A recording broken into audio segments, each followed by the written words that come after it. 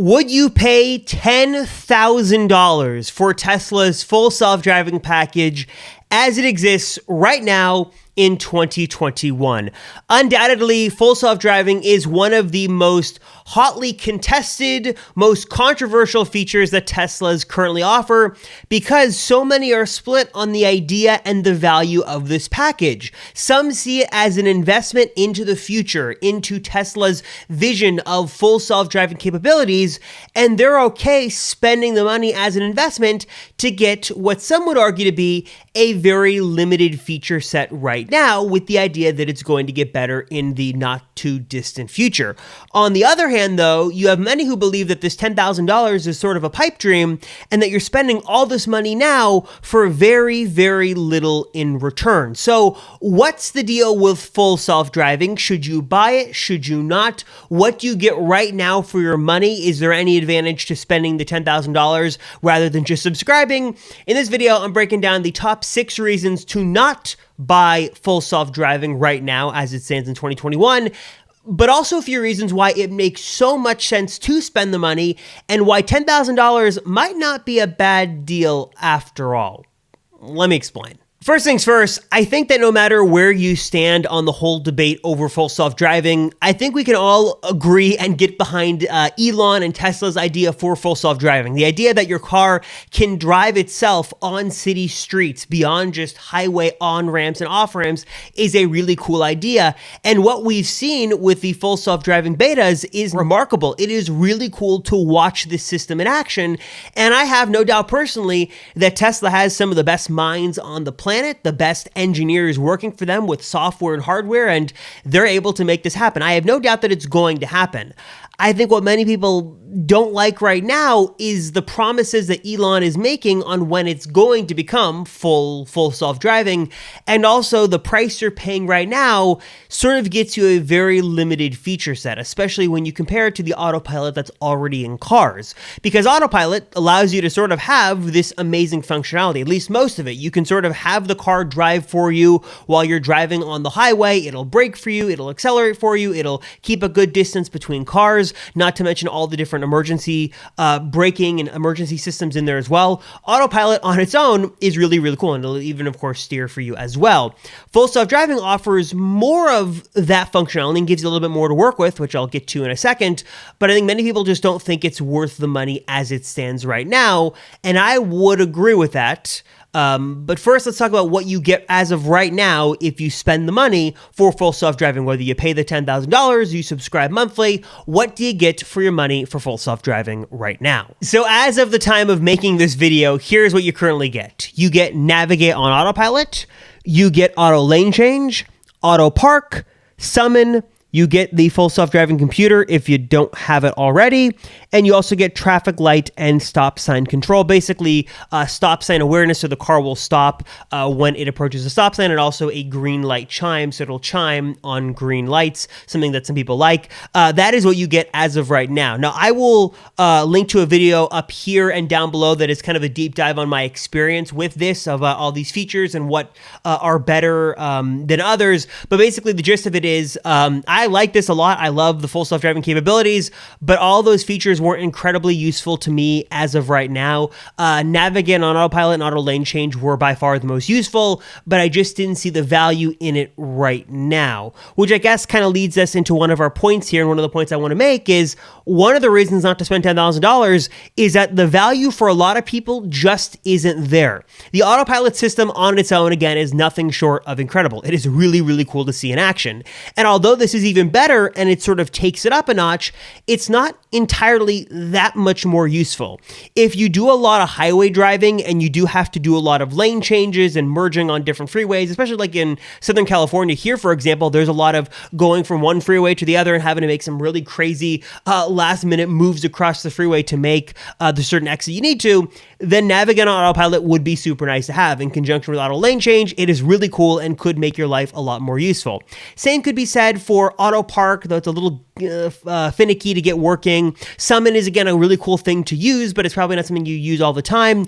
All these features are great, but I just don't think that there are features you would use a lot, at least every single day, with the exception of navigate on autopilot and auto lane change. I think the other ones are a little bit more cool and maybe a little bit more of a party trick, in my opinion, than something you'd want to use every single day. So for that $10,000, do you feel like you're getting the functionality as of right now? With the idea that, yes, this could get better in the near future, but as of right now, for that money, are you really getting your value for that thousands and thousands of dollars or that hundreds of dollars a month? I think the other big issue that many owners have with full self-driving, even owners who have bought full self-driving in the past or who just actually bought it with one of the recent cars, is that it's non-transferable. This is the biggest gripe I hear from owners with full self-driving who have spent the money, is that you can't transfer it from one car to another. So for many people over the years, they've bought their Teslas, they've enjoyed them, they spent the $10,000 on full self-driving, and yes, they have gone into it knowing the limitations, and maybe some of them have gotten access to better features.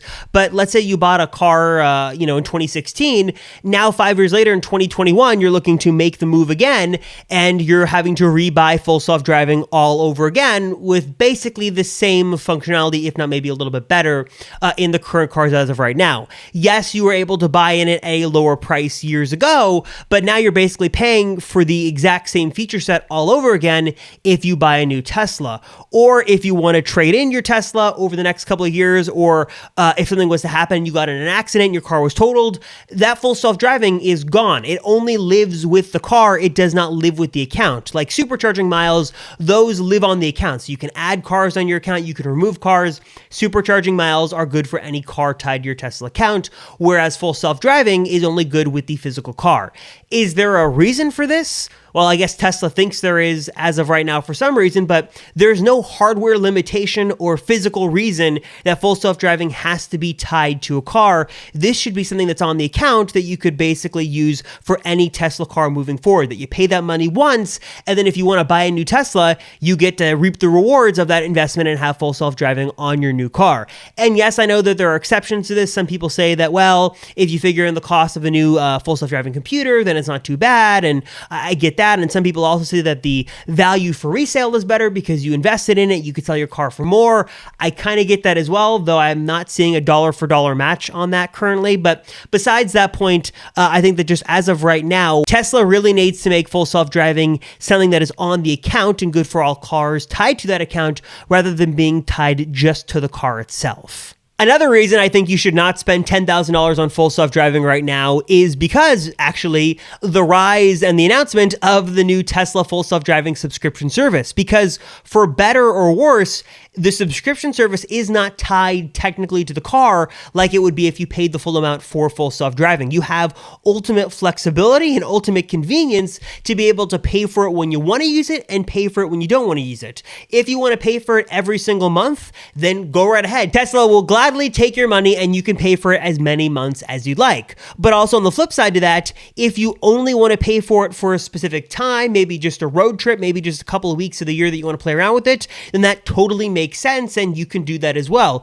For me, it was fun to sort of pay for it and be able to play around with it and sort of have the option to try it out for the first time. And when I was done with it, I canceled it. That was $200 that I spent, got to play around with it, and now I don't have to pay for it anymore, which just is really nice. You sort of have the ultimate flexibility to only have to pay for it when you want to use it and not have to pay for it when you don't want to use it. Tesla is not penalizing you or anything. You can resubscribe at any time. And that ultimate flexibility, though it might come with a bit of a premium price tag, I think is definitely worth it because you're not locked into any sort of long-term commitment and also not putting thousands and thousands of dollars down just to have the exact same feature set. The other thing to consider with the full self-driving subscription service is the price. That in a lot of ways, mathematically, it might just make more sense to subscribe to the service than to pay that money, especially if you're leasing a car. By far, if you're leasing a Tesla, do not pay the money, the extra $10,000 for full self-driving, because it just doesn't make sense. It's much easier and much more convenient to subscribe on a per month basis. And also, if you look at how much you actually use those features, it could save you a lot more money. For example, let's just say you use the full self-driving capability every single day. You want access to it 365 days a year in your car. If you were to pay for it every month, let's just take tax out of this and just use round numbers, $200 a month, that's $2,400 per year. If you kept your car for about 4 years, that'd be about $9,600. So about 4-ish years would be the break-even point. So basically, if you intend to use full self-driving and those features every single month of the year, and you keep your car for about 4 years, then it would make sense to spend the $10,000 and pay for it and not, pay any more. But if you're going to keep your car for under 4 years, then it would make sense to use a subscription service and save money. Also, taking that a step further, if you want to use full self-driving on a per month basis, maybe you use it half the year, maybe you use it a couple months of the year, then the subscription service just makes so much more sense because you're saving thousands and thousands of dollars just by subscribing to the service. Now, yes, I've heard the caveat that Tesla could raise the rate of that subscription service once full self-driving becomes more feature complete. We could see there be limitations on that subscription service, and all that could happen. But as of right now, just giving you the numbers, that flexibility is much more worthwhile than spending that money, especially if you're not going to use it every single month, which you might not. Then by far, it's way better just to subscribe than spend all that money at once. Another reason to maybe not buy full self-driving as of right now is maybe a little ambitious, maybe a little bit hopeful, but it's the idea that Tesla could release another tier. Tesla famously used to offer enhanced autopilot, which was a great go-between the basic standard autopilot and full self-driving. It was right in the middle that gave you a lot of the features you'd want, but at a discount and not having to pay the full amount. We don't really have any concrete evidence that Tesla could bring this back, but we have seen it sort of pop up around the world in certain times. We've seen trials of it pop up, so it wouldn't be out of the question to suggest that Tesla could bring back another tier. Whether they call it enhanced autopilot or not is sort of besides the point, but I wouldn't be surprised to see another tier of full self-driving that maybe gave you a little bit more of the features, but at a discounted price. That gave you a little bit of a step up from autopilot, but not the full shebang of full self-driving, but was also maybe $5,000 or $4,000 or $6,000, something that is cheaper. That's probably not the strongest argument to not spend the money on full self-driving, but just something to keep in mind that I wouldn't be surprised that as full self-driving continues to advance, we see some other opportunities and other options available than just all or nothing. Maybe there's something that comes in between that would be really nice to see Tesla return to offering EAP. And lastly, another reason you should not buy full self-driving right now is to wait for more features to be added. According to Elon, we're just a couple of weeks away from the full public beta rollout of the latest FSD beta version that'll actually allow you to drive on city streets and actually use Navigate on Autopilot in a way more functional way. And it looks, if all goes well, really, really cool and hopefully should be coming soon. But we just never know.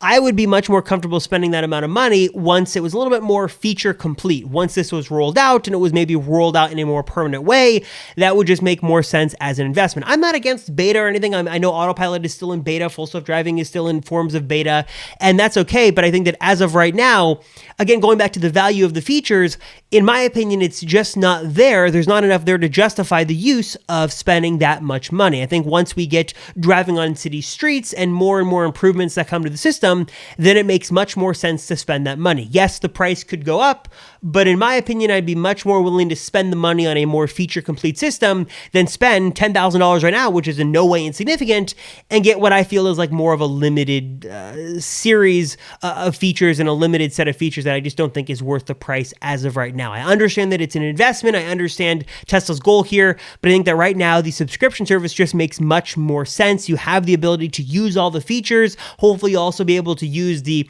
public beta when that becomes available. I'll definitely be testing that, by the way, to see if that happens or not, that you can subscribe to FSD subscription and be able to get that beta access. but it just makes more sense to have the flexibility and the feature set and the cost savings and have all the same stuff than have to pay $10,000 and maybe use it, maybe not, and maybe not even be able to use the full breadth of those features in the lifetime you own your vehicle. So a lot of things to consider, but I'm curious, where do you guys fall on this topic of full self-driving? Do you think it is worth $10,000 as it stands right now? Do you think it is a worthwhile investment into Tesla and into the ecosystem, that it's worth that money? Or do you think that you should not spend the money and either subscribe to the subscription service, if I can talk, or even wait entirely until FSD becomes a little bit more feature complete? What are your thoughts? Leave them in the comments down below. We can discuss. I know this is a hotly contested issue, and I'm curious to hear all sides of the argument, and we can discuss down below what the future of FSD is. And again, I will have a lot more coverage coming up on the channel on the full self-driving subscription service. And also, if I want to test if you can get that public beta with the subscription, if you can subscribe and get access to the public beta button. All that coming soon, so subscribe to the channel if you haven't already. And I think that's it. As always, thank you guys so much for watching. I'm Robert Rosenfeld, and I will see you guys in the next one.